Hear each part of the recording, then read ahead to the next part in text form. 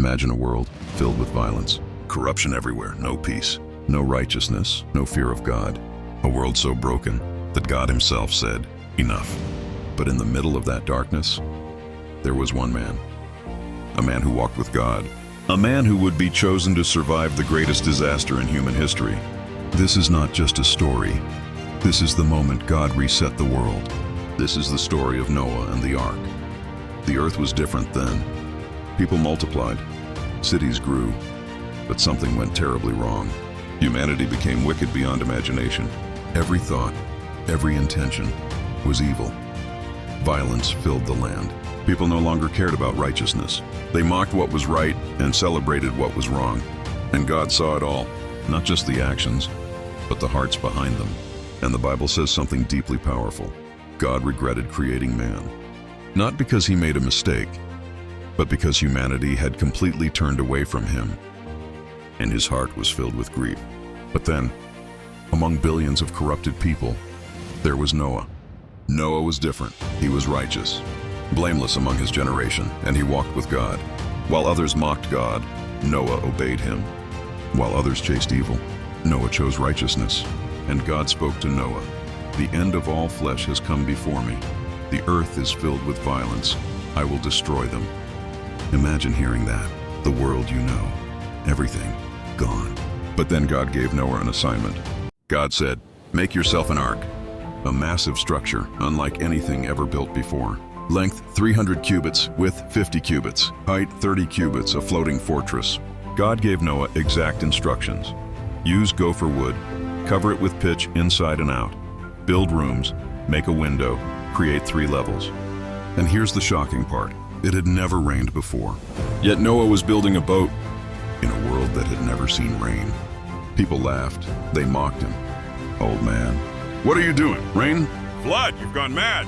Day after day, year after year, Noah kept building. Not because it made sense, but because God said so. And pause for a second, because this right here is powerful. Noah obeyed God when it looked crazy, when nobody supported him, when the whole world laughed at him. If you believe in standing with God even when it's hard, hit the like button right now, subscribe to this channel, and stay till the end, because it gets even deeper.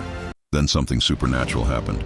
Animals began to come, not randomly, not chaotically, but in order, 2 by 2, male and female. Lions to elephants, birds, creeping things, all guided by God himself. Can you imagine the sight? The same people who mocked Noah, now watching animals march into the ark. Something was changing, something was coming. Then God said, "Enter the ark, you and your family." Noah, his wife, his sons, and their wives entered. And then, the Bible says something chilling. God shut the door. Not Noah, God. That means grace had ended. Opportunity was gone. Outside, people were still living their normal lives, laughing, eating, ignoring the warnings. Then suddenly the sky changed. Clouds gathered. Thunder roared, and for the first time in human history, rain fell. It didn't just rain. The fountains of the deep broke open. Water came from above and from beneath. The earth was overwhelmed. Houses disappeared. Mountains were covered. People ran, people screamed, but it was too late. The same people who mocked Noah now desperately wanted to enter the ark. But the door was closed. For 40 days and 40 nights, rain poured without stopping. Everything outside the ark perished. But inside, there was safety, not because of Noah's strength, but because of God's mercy. After the rain stopped, the water remained. Days passed, weeks, months. The ark floated, surrounded by endless water. No land, no direction, just waiting. But God had not forgotten Noah. And the Bible says God remembered Noah, not that he forgot, but he was about to act. A wind passed over the earth, and the waters began to decrease. Noah sent out a raven, then a dove. The first time, the dove returned. No land yet. The second time, the dove came back with an olive leaf, a sign of hope. Life was returning. The third time, the dove did not return. The earth was ready.